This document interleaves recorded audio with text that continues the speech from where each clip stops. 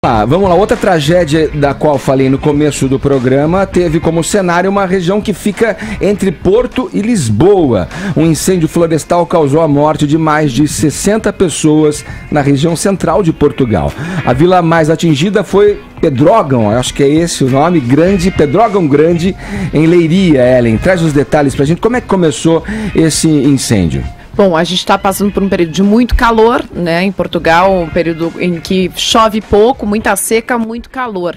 E aí acredita-se que juntando tudo isso com raios, com prováveis raios que tenham caído ali na região, é que tenha dado início a esse incêndio. Pelo menos foi o que disse o primeiro-ministro português António Costa, que deu esta explicação provável para o início da tragédia. A gente tem, acho que, a fala dele, a primeira manifestação dele, falando sobre esse início aí da tragédia que começou no último final de semana.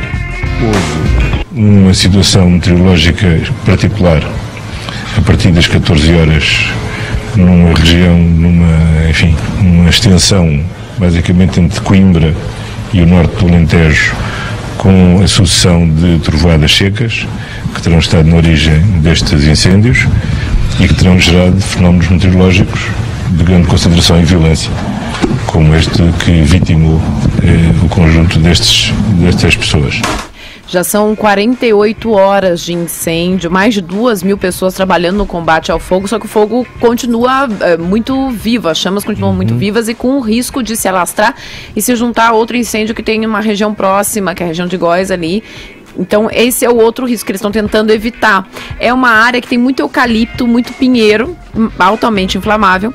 Por isso, parte dessas 62 vítimas que tu citaste aí morreram dentro dos carros, na estrada, enquanto estavam tentando fugir justamente do incêndio. Porque como a estrada é cercada desses pinheiros, desses eucaliptos, tinha muita fumaça, acabou confundindo a visibilidade, ficou ruim, muitos pegaram, né, estradas erradas e outros não conseguiram mesmo fugir porque ficaram dentro do carro tentando escapar. Outra questão que deixou isso ainda mais grave é que essa região atingida é uma região rural e com pessoas muito velhas, então que tem pouco acesso, muita dificuldade de mobilidade, então isso tudo está dificultando fazer o atendimento às vítimas. Muita gente morreu intoxicado pela fumaça, não conseguiu sair de casa, né?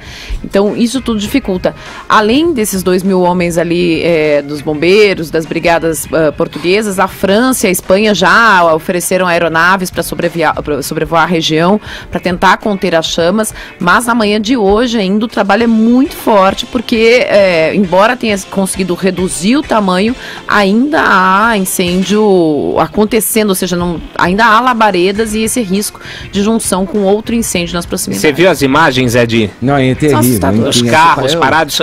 Paulinha, eu me lembrei, sabe do quê? Do primeiro episódio de Walking Dead, quando o Rick vai andando em meio aos carros parados, parecia uma imagem que a gente viu desse incêndio aí, os carros todos na estrada, corpos carbonizados dentro dos carros, terrível. E muita gente acabou assim, entre esses mortos, além dos que morreram carbonizados, ou gente que acabou atropelado na fuga de tentar fugir, as pessoas, né, desesperadas mesmo. Desordenadamente, outros acidentes acontecem em função desse pânico gerado. Você vê, o Ulisses entrou agora, falou que estava com 33 graus em Londres, o verão terrível, a vegetação seca. Essa tempestade seca, nessas trovoadas secas, podem, através dos raios, né? Foi que deu a faísca, né? Acenderem o fogo, né? Acontece muito nos Estados Unidos também, exato. né? Isso.